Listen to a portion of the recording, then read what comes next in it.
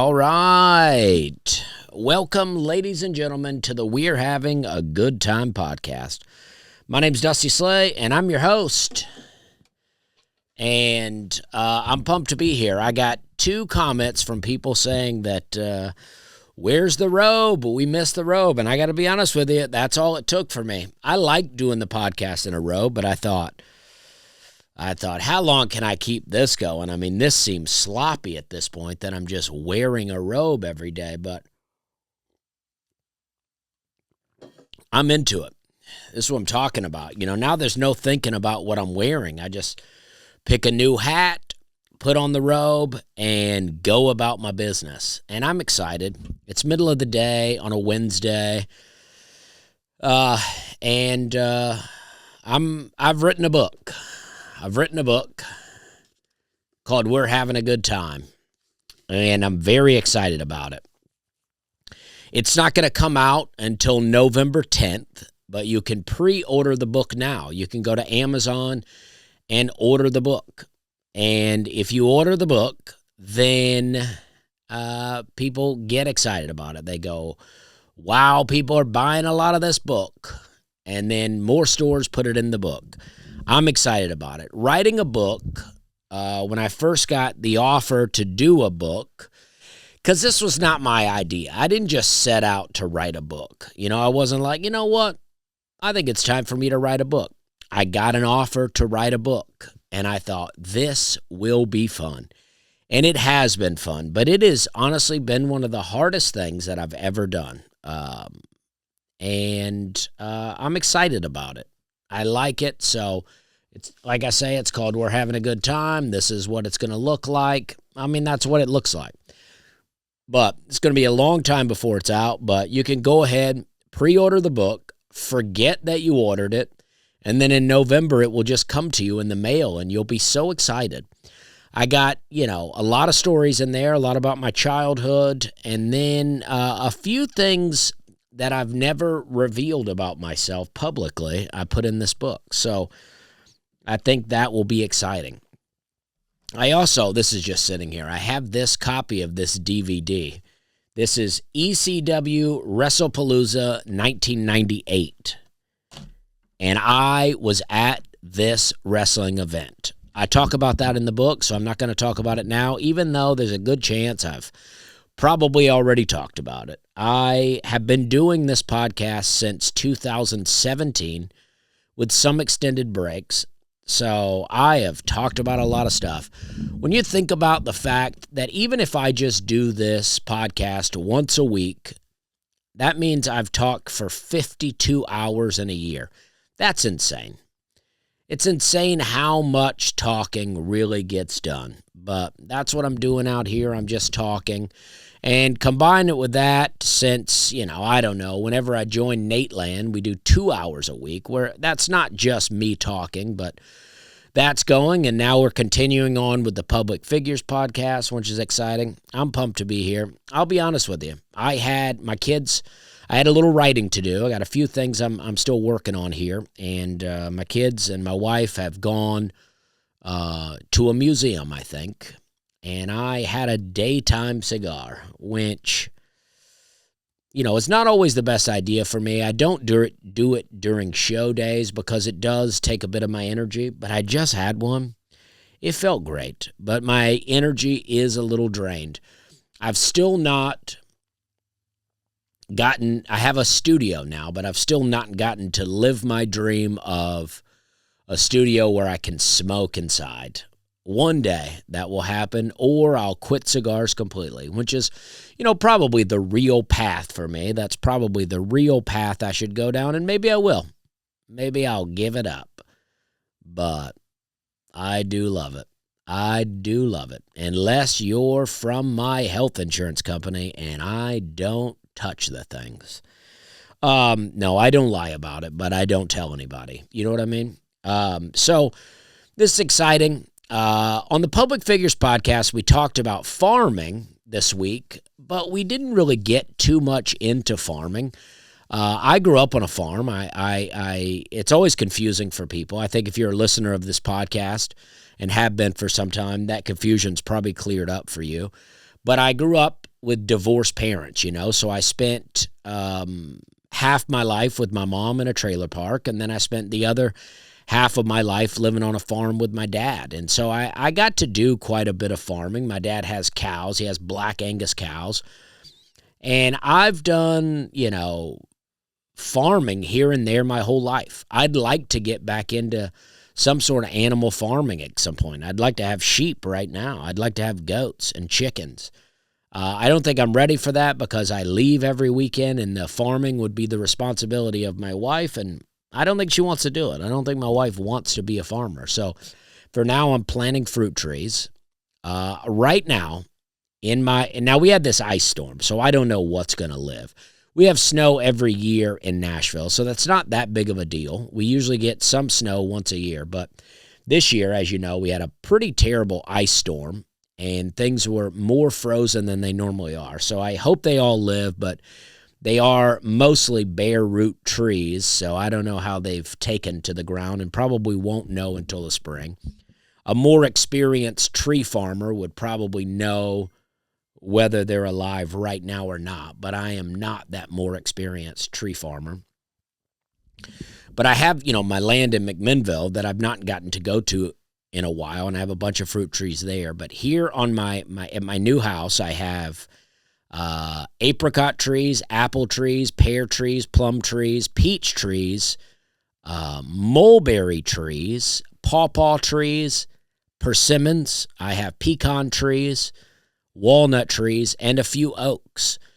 April 1st is when my acorns can come out of the refrigerator, and then I'm going to start planting them in pots. But I did go ahead and buy some seedlings, I don't know what they're called, but they're already about 3-foot tall trees.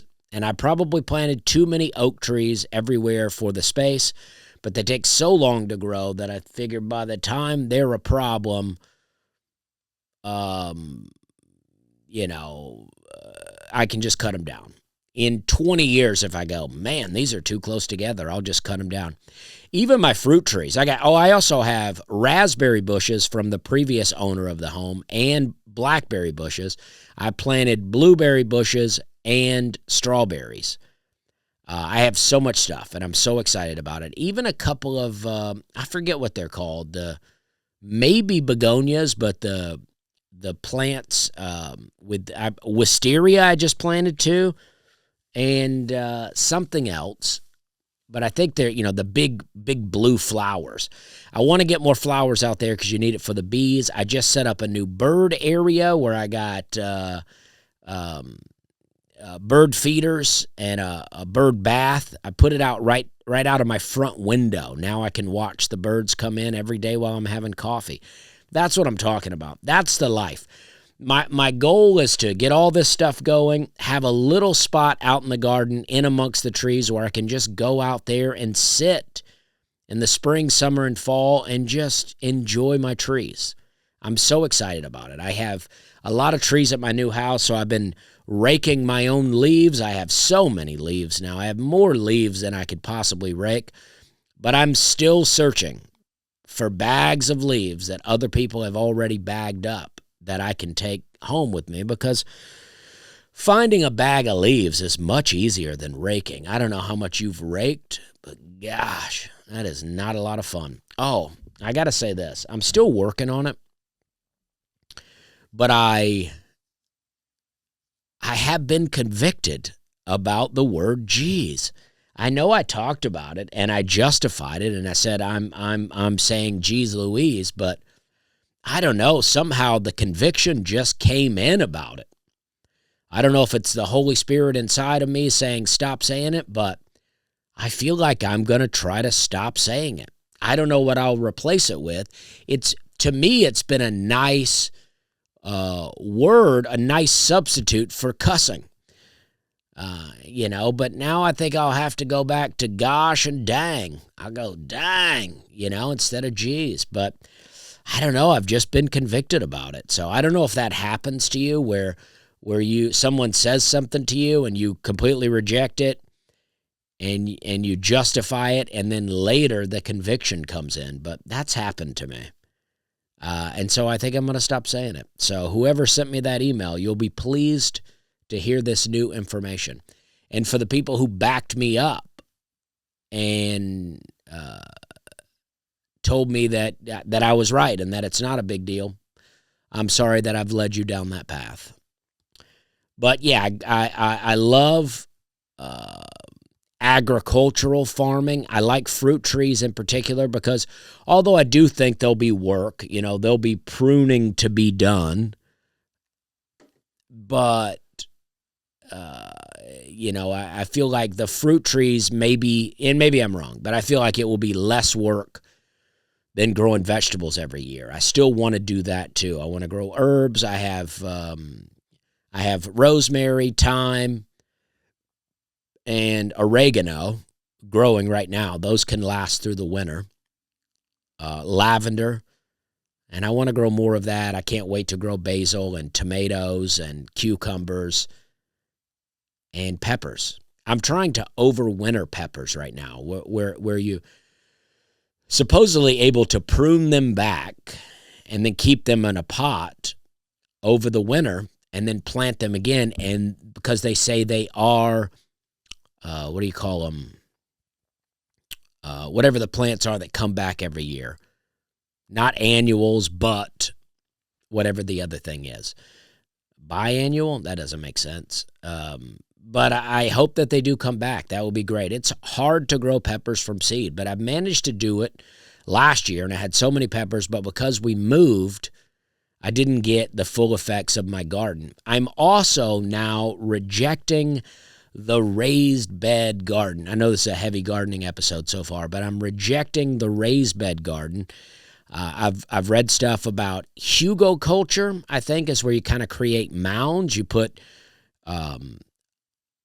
big logs down and compost and then cover it with dirt and stuff like that and farm that way, and also in-ground farming. That's what I'm going to try to do this year with all my vegetables.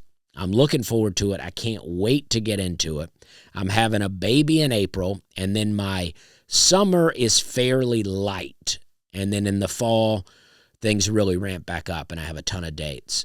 This weekend, I'll be in Poughkeepsie, New York, and Albany, New York. And then the next weekend, let's see, I'll just give you a quick rundown of some stuff. Then the next weekend, I'll be in Billings, Montana, and Butte, Montana. Then I have, I'm doing comedy on some Air Force bases out in Colorado Springs and Aurora, Colorado. And it looks like I've booked myself a hotel on that weekend, which is not something I should have done, so I'll have to go in and look at that.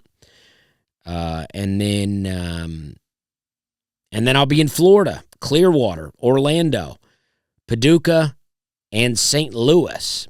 And then that will lead me into April, where I'll have the full month off. So go to DustySlade.com if you want to see me. Very exciting stuff. And you should see my show because I'm doing an hour and 20 minutes every show, sometimes longer. And I feel like I've now locked myself into doing that. If I ever just decide to do an hour, I feel like the audience is going to feel cheated. But I do like that challenge. I did a show with Theo Vaughn recently at Zany's. I think that's a duo people have really wanted to see. And I would like to do more shows with him. I do really like him. For a while, I wasn't sure. He spent some time in Nashville, and I wasn't sure that we were really getting along. But ever since doing his podcast, he was very nice to me, and I like him. I gave him recently a hat from the Kickin' Chicken and a hat from Hyman's. I hope he wears it, especially the Hyman's hat. They would be very happy. I love the Hyman's crew. But I did do a lot of farming as a kid, a lot of cattle farming, and I would have to. My dad would build catch pens out of metal pipes that he found somewhere, and I would have to help him weld. And then as he would weld and set the ground, it would electrocute me, and I've been through a lot of that. And then once the catch pen was built, we would have to push the cows in there, lock their heads in, and then tag their ears and give them a bit of a dewormer, which is also something to think about in gardening. that cow, if you buy, because I used to buy a lot of bagged cow manure from Lowe's or Home Depot, and, I'd put them in my garden, and I would always try to have worms in my garden, but they say that this manure, because the cows have been given a dewormer, their manure contains this dewormer. Now, maybe some people can correct me on this, but so it will kill your worms. If you're trying to have worms, it will kill your worms. So that's something to think about. I'm still working on properly composting. I had to leave my compost bin at my old house. I really wanted to get my dirt out of there, but that's a lot of work. I really wanted to take it. But whoever bought my house can thoroughly enjoy the compost that I've left them. And things are good. The kids are good. But yeah, we would, as a little kid, I would have to get behind cows and herd them into a thing, which is, pretty scary for a little kid. I should have planned a podcast out, I think. I thought, well, I'll just get on here and riff about farming. But maybe I don't have a lot of that. I used to put fences, T-post into the ground, those metal T-posts, and then I would drive them down with a real heavy post hole driver. And I think that's why I have the shoulders that I have. I have good shoulders, that and my incredible swimming ability that I don't know that I'll ever be able to demonstrate to people publicly, but quite a swimmer. Quite a swimmer. And speaking of swimming, I was just thinking the other night about this cruise that I just went on. Nateland Cruise. I loved it. I don't think I've had that much fun in a long time. That cruise was such a blast. And I say that, and I enjoy my time with my family. I don't think there is a more enjoyable experience than hanging out with your kids. I mean, I love it. But I'm just speaking strictly as a hang. Man, I just had a blast on the cruise, and I just was thinking about it the other day, and I was like, that's great. I mean, if all cruise ships were like that, I'd try to be a cruise ship comic, but they're not all like that. I know many comedy friends that do cruises, and they are not all like that. That's for sure. They, because a cruise ship, my understanding is, you're just on there with a bunch of random people. And chances are, if you've become a cruise ship comic, and no offense to any cruise ship comics, but if you've become a cruise ship comic, it's likely that no one on the cruise knows your name. A lot of people, I think, after a long career of working the road, will decide, all right, I'm done trying to make it, as a comic in one way, and now I'm gonna just resign myself to just getting the payday. I know a lot of older comics who now take their wives on cruises, and they just cruise around, do comedy every night, and spend time with their wives. But I don't think that that's the path for me, at least not right now. Maybe one day. Or maybe I'll have my own cruise. I'll have my own we're having a good time cruise.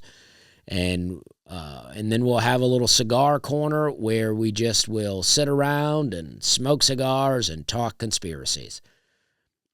And there's always a new conspiracy. I feel, you know what I think, though? I think people on the cruise that talk to me, I think that they thought that I was just going to be a weirdo that only talks about conspiracies.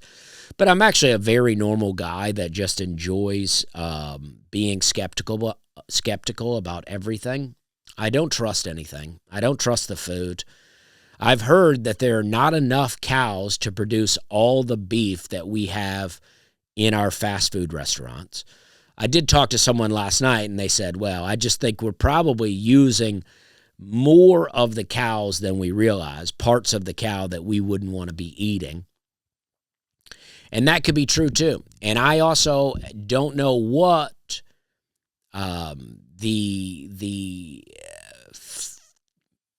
I don't know what else the meat would be. I made the joke on the Public Figures podcast that some people say we're eating human meat, which is why we don't have new cemeteries. But I don't know if that's true. Aaron and Brian both told me that they know of new cemeteries. I think they're lying, but I think I'm saying cemetery wrong. I'm adding an extra N sometimes, cemeteries. I don't believe them. I don't believe that they knew cemeteries, but I also don't think they're liars. Do you know what I mean? You ever have that where you don't believe what someone's saying, but you also like, well, I don't think they're liars. So it's hard to, as people are like, you call me a liar? And I go, no, but I don't believe you. Do you know what I mean? I think Brian listens to the podcast, so he'll hear this. I don't think Aaron does, and I get it. I don't listen to a lot of podcasts myself, especially because I've been writing a book. All my airplane time has been taken up by writing, and I want to go back to watching conspiracy videos on a plane. I want the people behind me to once again go, what is that guy watching? Instead of, oh, what's this guy writing? I think a lot of people have read chapters of the book already sitting behind me on a plane. And I hope they enjoyed it. I had somebody sitting behind me the other day on a plane, and he told me, he said, after we got off the plane, he goes, you writing a book? And I go, yeah. And he goes, you should think about getting a screen protector so people can't read what you're writing. And I go, oh, that's a good idea. And he also said that he was very impressed by how fast I type. And, that's interesting because I have never taken a typing course. I did one in high school and I never could grasp it. But I've always been kind of look where you type and just go. But over time, muscle memory, I've kind of learned the keyboard through muscle memory. And I think I am a pretty fast typer, especially when I'm just typing out my thoughts. I don't know what it'd be like if I were working in some office somewhere and having to, recreate that. I don't know what people do in an office, but having to type up some kind of document. Sometimes I see people on a plane doing that. They have some spreadsheet. I go, gosh, that seems terrible. I don't know what that's all about. Living a life, even my agent will send me my dates on a spreadsheet, and I'm so confused. But I like it. You go from a farmer to a typer. Pretty amazing stuff. I also wanted to talk about Waffle House. My dad still eats at Waffle House weekly. I think if there were one closer to his house, he would eat there daily. I'm getting sidetracked big time on this, but I want to talk about the Pen and Grill. I talked about that on the Nateland podcast before it was over. We made a video about the Pen and Grill. And I talked to my dad yesterday, and he told me that he was in there because my dad will go there every day. And every day that they're open, which is what the video was about, is that they're not open very often. But he said he walked in, and the owner, Bill, was like, tell Dusty thank you. He goes, that whole back table back there is here just because they saw that video. So I'm really bringing some business to the Pen and Grill. I'd love to open a restaurant one day. One day I'd like to be a restaurant owner. I've watched enough Restaurant Impossible to know that seems like a very hard gig and very few people are successful at it. But I think it will be fun to have a small Pen and Grill-like restaurant. Maybe Bill Edge will let me buy the Pen and Grill one day. And, I'll put a little stage in there and people come in and we'll do small comedy shows while people eat. They won't know that's what's happening. But just in the mid-meal, I'll fire up a PA system and go, hey, are you enjoying yourself? Well, be quiet and listen to me because we're serving beef from real cows and I know where they came from. This is not human meat in here. We're not eating humans. I don't know if you've watched Old Henry yet, but there's a nice pig scene in there where he talks about pigs will eat anything. I want to put together a video of all the movies where they talk about pigs eating anything. You remember the movie Snatch where the big mafia guy, I forget his name, Bricktop maybe, he has a whole scene about pigs and how they'll eat through bone like butter. And that's what I want to do. I want to do a big pig reel. I think that'll be fun. That'll be fun for everybody that listens to this podcast. It's probably a weirder podcast than normal because I did have a daytime cigar, and I got to tell you, right now, I feel pretty good. This is why I don't like cigars before stand-up, because I get too relaxed. And then and I'm also, my phone is blowing up. I get too relaxed, and I think my brain relaxes. And I think that's good. That's why I like it, That's why I liked drinking. You don't think as much when you're drinking. I think that's bad overall. It's good to think. But when you're drinking, you just really get dumbed down. But my dad eats at Waffle House once a week, I think. And I've got a long history with the Waffle House, starting back to, when I was drinking. I used to go out drinking with my buddies in Opelika, and then we would go to the Waffle House across the street from the Western Sizzlin', which is now a Quick Trip, and we would eat there. And I have always loved Waffle House. I don't eat it anymore. It doesn't do me right. And I think they use lard to cook in, which I think lard is derived from pig fat. This is something that I just found out recently. And it has disturbed me a bit. My family, my sister was up visiting, and she also doesn't eat pork and will always ask questions in restaurants. And they went to a restaurant here in Nashville, a pretty famous one, a pretty famous breakfast one. And my sister asked the waitress about the biscuits. And she said, "Is there pork in the biscuits?"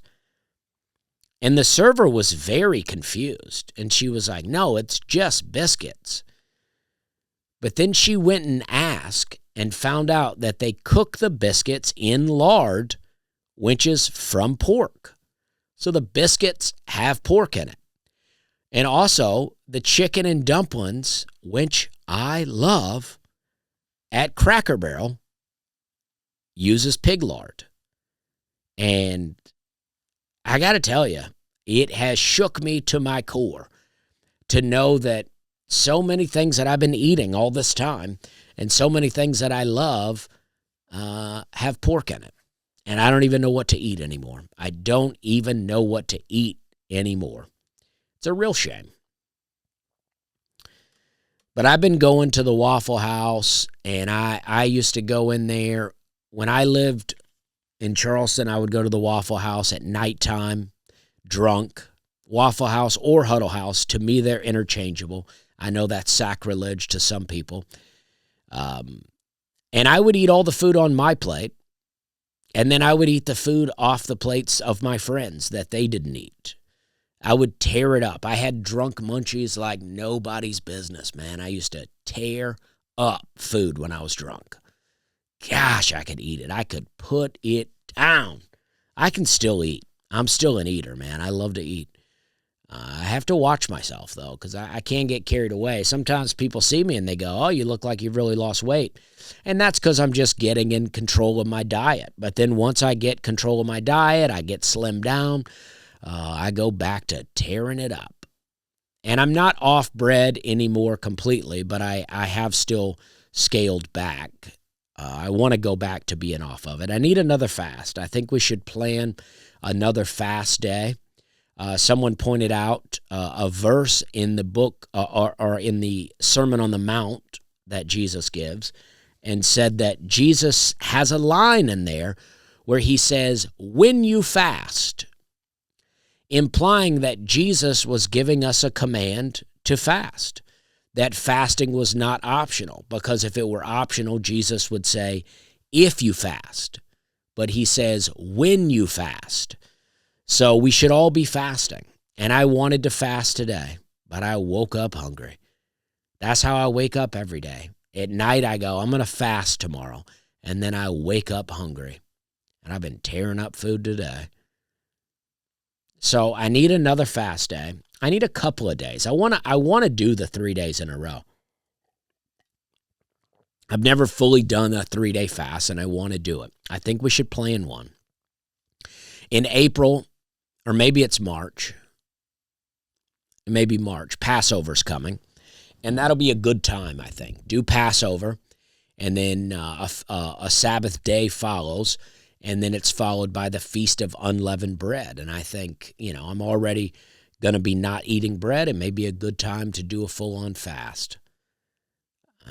But I got into, when I sold pesticides and I worked for my old boss, Stu, I would go with him in North Charleston to a Waffle House in the daytime, which was something that I wasn't that into, Waffle House in the daytime. And we would go in there, and there used to be smoking sections in the Waffle House back then, so I would sit and eat a meal, and Stu would read the paper and smoke cigarettes.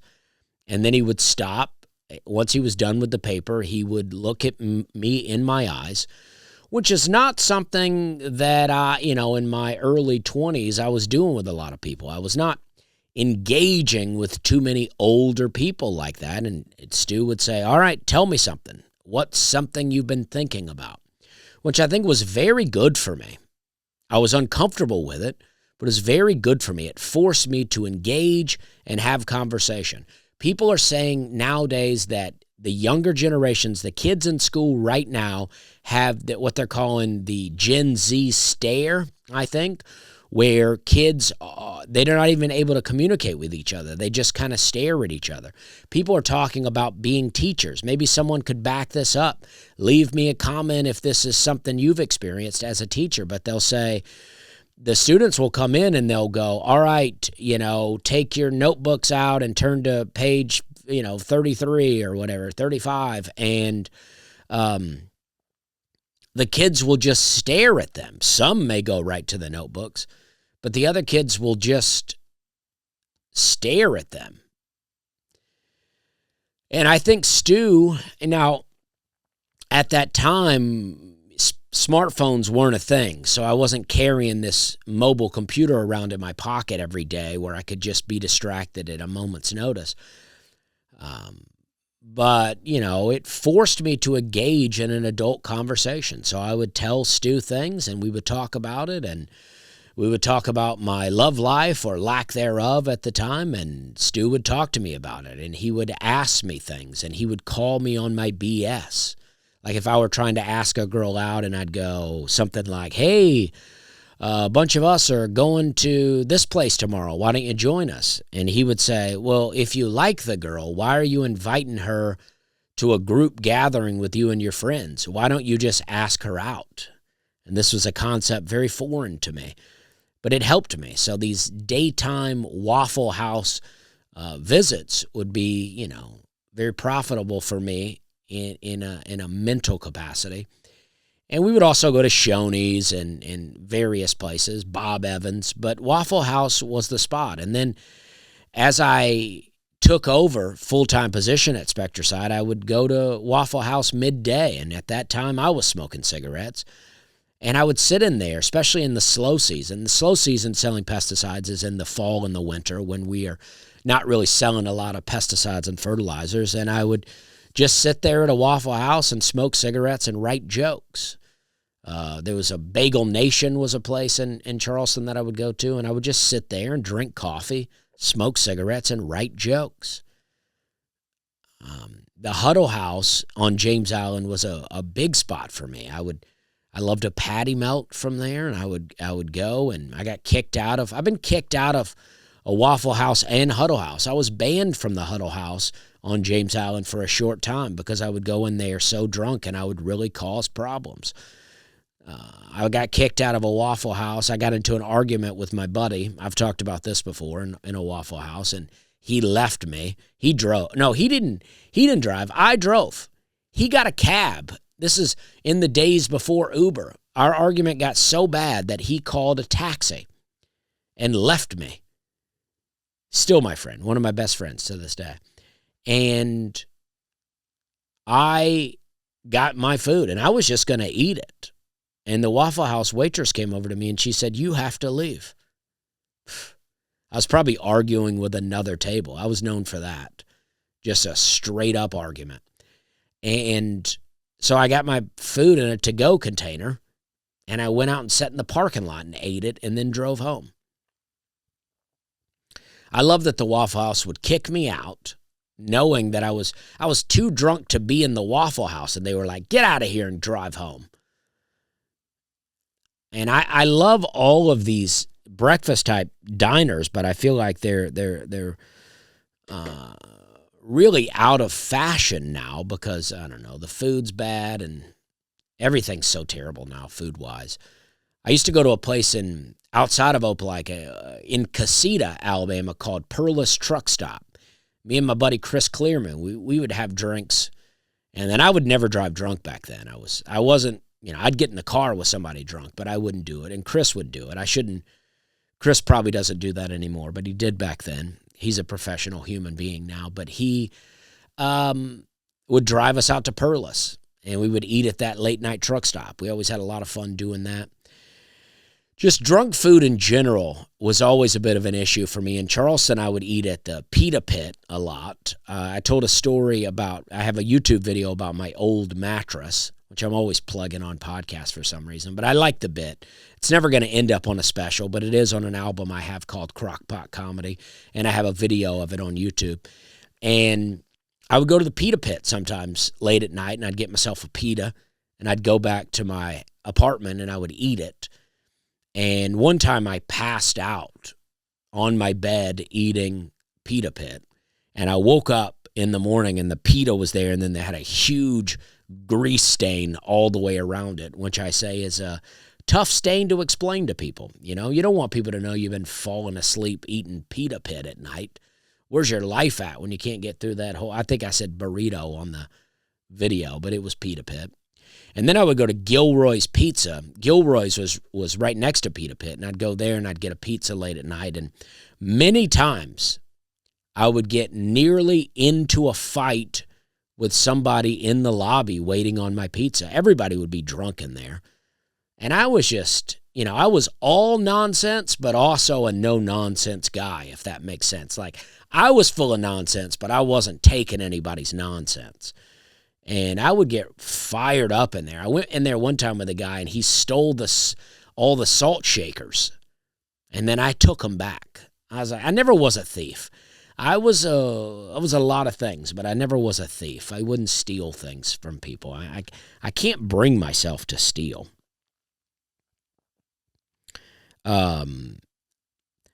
Recently, just a change of pace. I think that's all I got on these restaurants. Maybe something will come to me, but that's all I got. When my power went out recently at my new place, I don't know how long the garage door openers had been here at this house, but when the power went out, it kind of killed my garage doors. They wouldn't work anymore, and I called a guy, and I talked to him, and he's a very nice guy. He talked to me for a while on the phone, and he said, I think maybe they just got, deprogrammed, and he said, I can come by and reprogram them for you. And I said, nah, I'll probably be able to look it up on YouTube and just figure it out. And he goes, all right, no problem. He goes, let me know, though. I will come through there and walk you through it. And if you need something else, I'll get that for you. And I said, okay, cool. And I tried reprogramming it, and it wouldn't work. So I called the guy back, and he goes, all right, well, I'll come over, and if you need a new one, I'll install a new one for you. And I go, okay, great. And then and then he goes, all right, I'll come by Thursday. Thursday came and went. I never heard from the guy, and then I went out on the road Friday. And then the next week I called him, and I go, hey, this is just a voicemail. And I go, hey, I never heard from you last week, but I still would like you to come by and fix these garage doors if you don't mind. Never heard from the guy. Completely ghosted by this guy and his business. I don't understand. If you're in the garage door business, why are you not trying to come install a new garage door? I called another guy, and then it's not the one garage, so I needed two separate garage door motors. I called him and told him what was going on, and he said, it sounds like your motherboard's fried, because I talked to him about various symptoms. Maybe he was just wanted me to buy new garage door openers. I don't know, but he came and installed them. Aaron's Garage Doors. The guy saved the day. Aaron's Garage Doors. So if you're in Nashville looking for a garage door guy, Aaron's Garage Doors. I'm going to go ahead and plug him because he hooked him up. I had this thought while sitting on the cruise. Most days, I went out and just hung out with everybody and had cigars. One night, though, I went out. They had a private deck for us to do whatever. I don't think they wanted us to smoke, but, who cares? And I went out on that, and I was sitting out there by myself in the middle of the ocean somewhere, far, far, far from Alabama, where I grew up. And as I was sitting out there, I was just staring up at the stars. It was a very clear night, and you could just see the stars. And I almost got, like a reminiscent feeling and almost a sad feeling. I started thinking about my dad or whatever, and it's like, my dad's alive. I talked to him yesterday. But it just took me back to my childhood as I was sitting out there, because my dad lives, way out in the country, and the stars are beautiful out there. And my dad had, even before he had his own round baler for hay, he would still have round bales. Somebody would bale it for him, or he'd buy it from somewhere. And so he had a bunch of round bales sitting out in the yard, and me and my stepbrothers and friends would sit out there and tell ghost stories and look up at the stars. And I learned then that I don't like telling ghost stories. It gets me freaked out. And we would look at these stars. This was before the age of cell phones. Video games were pretty limited. And we would just stare at stars, and we would talk about them. And I just was almost like transcended back to that time as I was sitting on this boat looking up at the stars, still finding the Big Dipper and the Little Dipper. And, we're talking 30 years ago when I was looking at these same constellations. And I know that, when talking about cosmology, the heliocentric model, which people really give me crap about not necessarily believing in, I get it. It's all crazy. I understand. And they say, well, the galaxy is so big that even in the amount of time that we're supposedly soaring through the universe, that it's so big that we're still seeing the same ones. But it's just so bizarre to me that we're, supposedly, like the sun is soaring through the galaxy, and we're just whirling around it, at just high rates of speed, that even 30 years later, I'm sitting out on a cruise ship looking up at the sky, and it is the exact same constellations out there. And these are the same ones that people throughout time have been looking at. We have our 12 zodiac symbols based off of these constellations.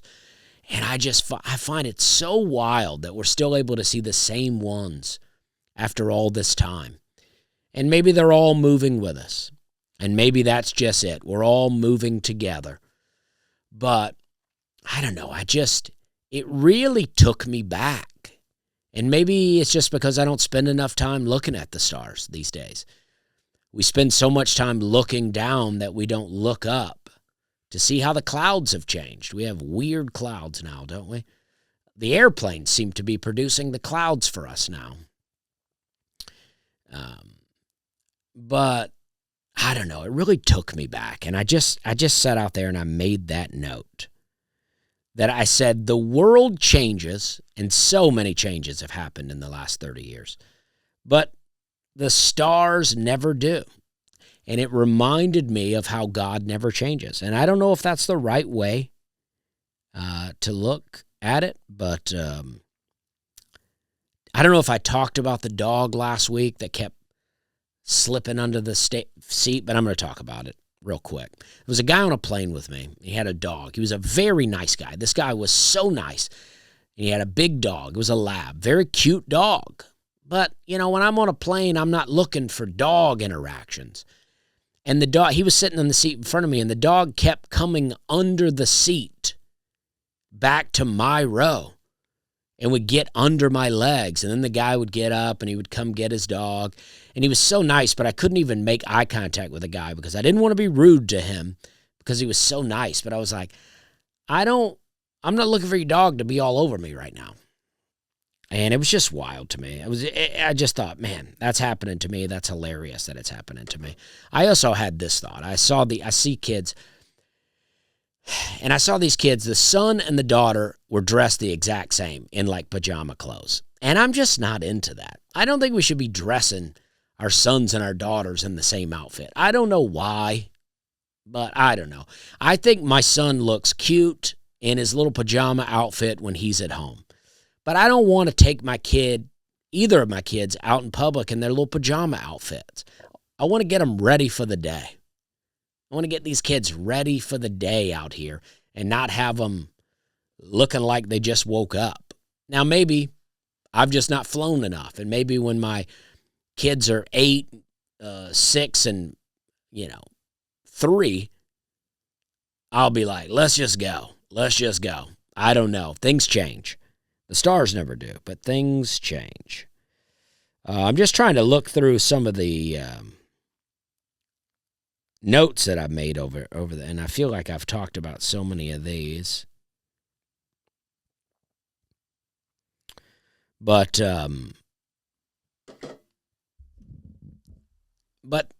I don't know. Things are good. I feel good. I feel like, let's talk about where I just went.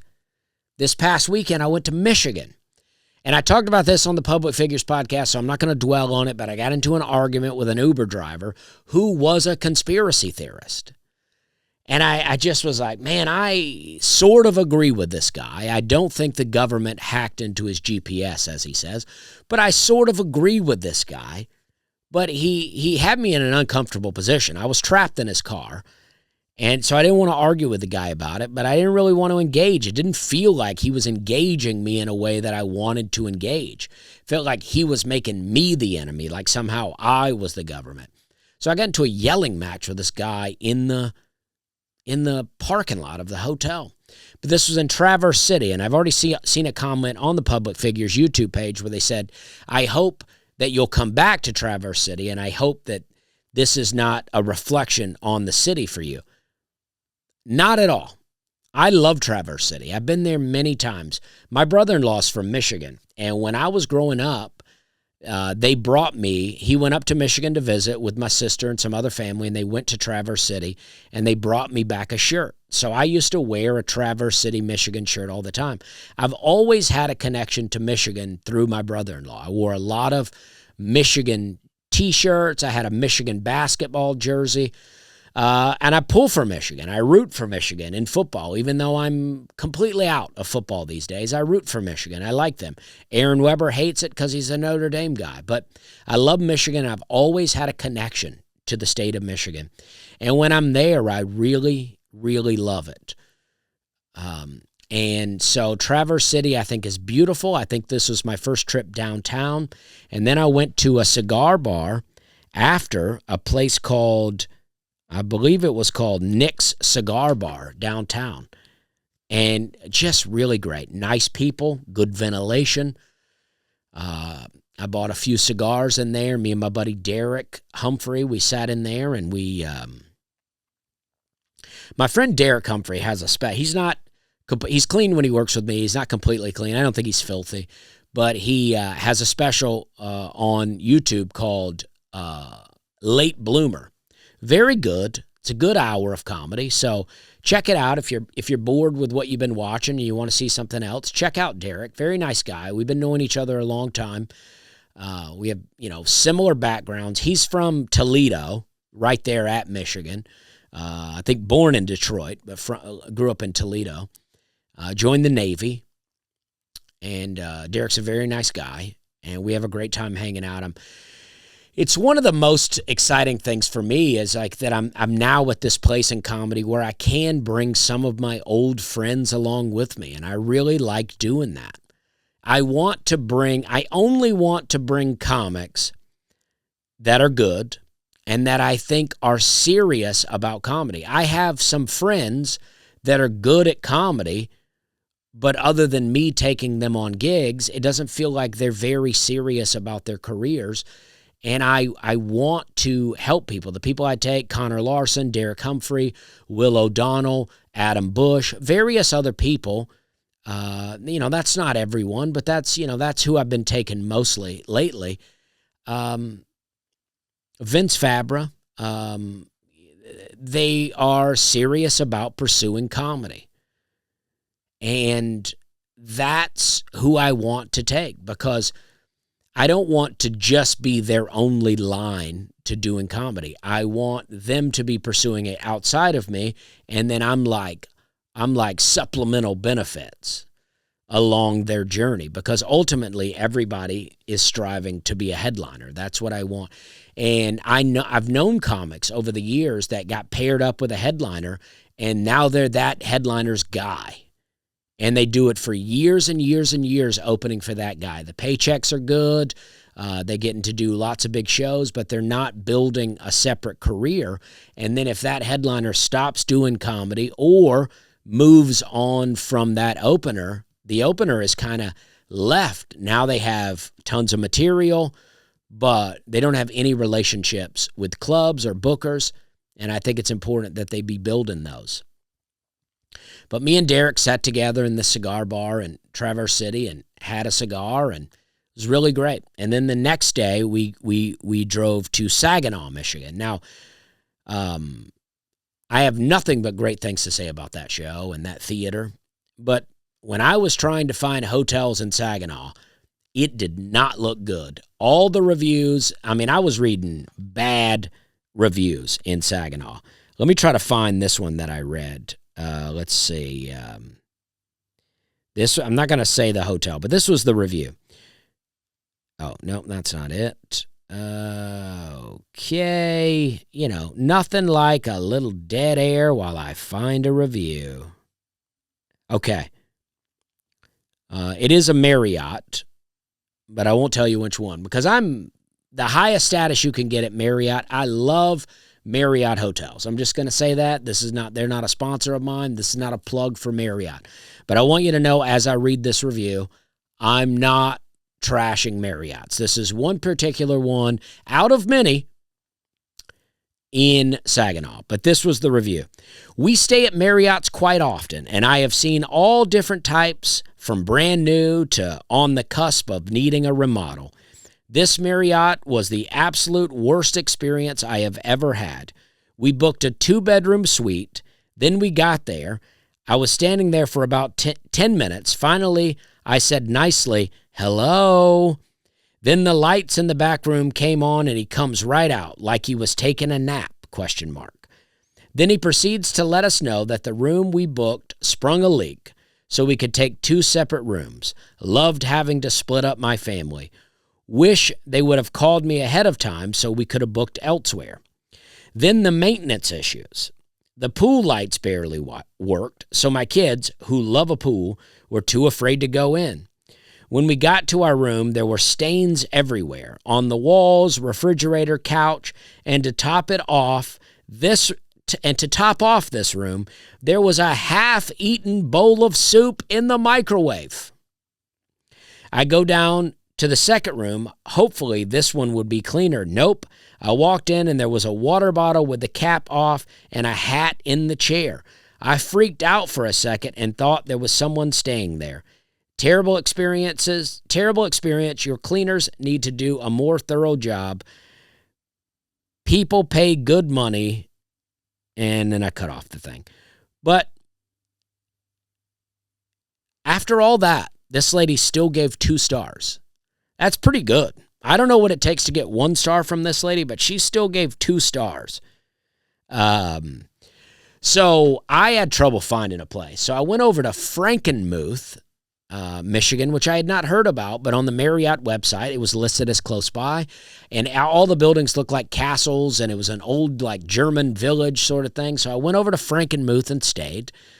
And I went to the Bavarian Inn to eat lunch with Derek, and we had Wiener Schnitzel, which I had never heard of, but it was veal. It was fried veal. And then they had all these different sides, like pickled carrots and and fruit and fruit bread and all these different things. And then it was like $30 a meal, but they just gave you so much. There was squash and salads and then they give you a little sorbet at the end, which I love. I love a little sorbet at the end. And I really love this place. All the people were dressed in the little German outfits, like the Oktoberfest type outfits. And I loved it. I thought Frankenmuth was really great. Now, they say it's a real tourist area, so if you go in the summertime, where everybody says Michigan's the best in the summertime, they go, you'll love the summers here. And I think that you will. But they say it's really packed. But we were there at a good time, and I really enjoyed it. Now, as for Saginaw, where I was at, the theater that I was at, I'm going to look it up real quick just so I get it right. It was the Temple Theater in Saginaw, Michigan. I've never seen such care for what they did for me. I got a video, and I'm going to try to show it. Alabama shape on the cupcakes. Brooks and Dunn, hardworking man. Hello, folks. Nate Land. Gosh.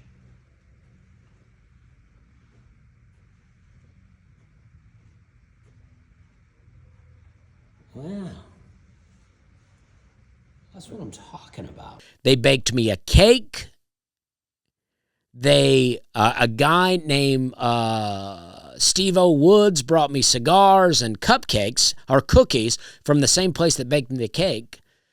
They had all kinds of things. They found a book online, The Dusty Sleigh Story, which I have not written, and I don't recommend you buy because I have my own book coming out, so don't buy that one. Buy the We're Having a Good Time book if you want to get the real story.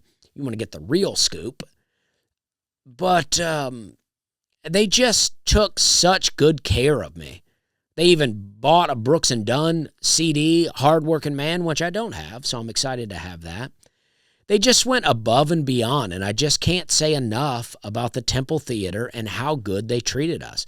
They just went above and beyond, and it was really amazing, and I just appreciate them so much. They bought me all kinds of sweets, which I'm trying to avoid, but they had cookies. They had Dusty Sleigh cookies that they made. It was a Dusty Sleigh cake. I am going to try to include that video, and I just can't say enough about how great they were, and I really appreciate it. I mean, these things really mean a lot to me, and it means a lot to me, the people that come to these shows. I know I've not been doing the meet and greets like I used to, but it is harder. And, the travel, when I'm doing these theaters, I travel every day, and I'm not on a bus, and I'm not flying private, so I am driving from city to city, and it wears me out. So the meet and greets are hard, but I do appreciate everybody that comes, and I appreciate everybody that buys merch. I have cool merch. It's available anytime on the DustySleigh.com website. Don't feel obligated to buy anything, but it is available, and it is cool. The shirts are 100% cotton. I don't know if you're into the pure fabrics thing like I am, but sometimes people will send me a shirt, and it's really cool, and I want to wear it, and then it's 80% polyester, which I'm no longer into. I had a polyester phase. When I was younger, I used to buy a lot of stuff at Goodwill, and I had a lot of those polyester pants that I used to wear, and I didn't know I was wearing them so much. I was dating a girl one time, and one day I wore jeans, and her friend were like shocked. They were like, "You're wearing jeans?" And I go, "Yeah, I'm wearing jeans." And they go, "We never seen you wear jeans before." And I had no idea that I was really doing it like that, but that's what I was doing back in the day, was eating Waffle House and wearing polyester pants. I thought it was cool to look like an old man. And maybe it is. Maybe it is cool. But I had a girlfriend, and she was, very attractive. But I can tell you, I don't think overall women are into polyester pants. But there were a lot of things that I used to do back in the day that, I probably just needed a better personality. I forgot about this. Dang. All right, I want to talk about this. Here's an email I got. I'm going to skip his name and stuff, but I am a longtime pod listener and a huge fan. I would love to hear your take on this. I take a lot of heat for my position that dinosaurs are not real and never have been. A big rebuttal from many of the people around me is the mention of Leviathan and Behemoth in the book of Job, but it is very common belief that those were mythical creatures of their culture at that time. If they were to be real, there would be pretty reputable sources that would say they were some relatives of a hippo or a crocodile. So I'm not sold based on that. Obviously, I believe that there were big reptiles that are relative to ones we have here today, but T-Rexes and pterodactyls never existed. Archaeologists work off grants primarily, so if you send them off to find some crazy creature, they will put together these bones to make whatever you want to keep the grant money coming. It seems pretty coincidental that most of the dinosaurs they have made up out of bones look incredibly similar to the animals we still have today. And he says pterodactyl, big bird, brachiosaurus, giraffe, triceratops, rhino, and so many more. Just curious what you think. I feel like this email came off kind of angry, but it's all in good fun. We're having a good time. I did not think your email was angry at all, and this is something I'm into. I also don't believe in dinosaurs, okay? Now, in a sense, as far as my kids go, I want my kids to have all the regular normie info, okay? I'm not trying to raise my kids to just have crazy beliefs out here. I don't know when the right time it is to break it down to them. I want them to be free thinkers. I want them to think for themselves, and I want to teach them to think for themselves. But I'm not just trying to give them this info, okay? I want them to know the normie. I want them to know what people believe. Just like Santa Claus, for that matter. I'm not going to raise my kids to believe in Santa Claus, but I don't want my kids ruining Santa Claus for other kids, okay? I want, every family to be able to do their own thing. There's a couple of different theories out there. Now, there's a guy named Kent Hovind that I really like. Kent Hovind doesn't share my theory on Earth cosmology, and he went to prison for tax stuff, which I'm against anyway. And I think that did hurt his credibility with people. But his theory was that there are certain reptiles on Earth today that never stop growing as long as they're alive. If they live to be very old, they get very big. And, pre-flood life, as the Bible states, humans were living to be much older than they are today. And I do think that's possible. Maybe, if we're fed properly, if we're not being poisoned and we're getting the right food and the environment is right, we probably could live longer than we do today. Maybe not as long as the Bible, but, maybe. And so if humans were living longer, it's likely that the reptiles were also living longer, so they were growing to be very big. And as far as I know, and I may be a little off on this, but as far as I know, we weren't really eating animals until after the flood. It seems like the animals and humans lived in harmony for the most part, and so these animals maybe were not eating humans either. Maybe they were. That doesn't really matter to this. But the animal, like a crocodile, if it grows to be very large and then later you find those bones, you would say, oh, this is a dinosaur. And I don't know if I believe that the pterodactyl didn't exist. The Bible references dragons many times, and we a lot of people try to say that's why the Bible is not real, because it references dragons. But the term dinosaur didn't exist at the time of writing the Bible, so dragon was the word that was used. And this is a loose theory. But if you look at like the bones of a bird, it looks like they have really tiny arms. And the Tyrannosaurus Rex, we all know, has these little tiny arms. What if the arms of the Tyrannosaurus Rex were in fact the arms of a dragon that were attached to wings, much like a bird. So when they put these bones together, if they've ever actually put together a real full dinosaur, and it's not just composites, what if those little arms are just the arms that live inside a giant wing, and Tyrannosaurus Rex was a dragon? I don't know that the Bible says dragons were fire-breathing. That's something that's come about in mythology, but maybe there were. Maybe there were fire-breathing dragons on this earth at one point, and we killed them all. Like Kent Hovind says that where Atlanta, Georgia sits used to be the home of bears, black bears, grizzly bears, one of the bears. But you won't find bears there now because as people moved in, we hunted them and killed them, the same that we must have done with dragons. I mean, why is all this mythology in every country, even the Chinese zodiac, has a dragon in amongst all the other real animals? Why would they have one mythological animal? Why does all of these older cultures have dragons in them? Maybe they existed. And that's what I think. I think we had dragons, and I think something similar to the Loch Ness may have existed one time. So that's where you're getting Behemoth and you're getting Leviathan. Maybe there was a brontosaurus, because when it describes Behemoth, it says a tail like a cedar, and a hippo and an elephant, which would be our kind of equivalent, have very small tails.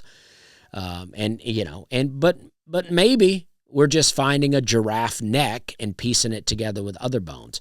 All I'm saying is I back up your theory on it. I do not believe that oil is from old dinosaur bones. I don't have the answer for what oil is, but some people speculate that much like water, oil is in the earth. It is kind of the blood of the earth. Now, I put that on Twitter one time, and people really attacked me. It didn't go viral, so it didn't get massive attack, but I got attacks that why would the earth have blood?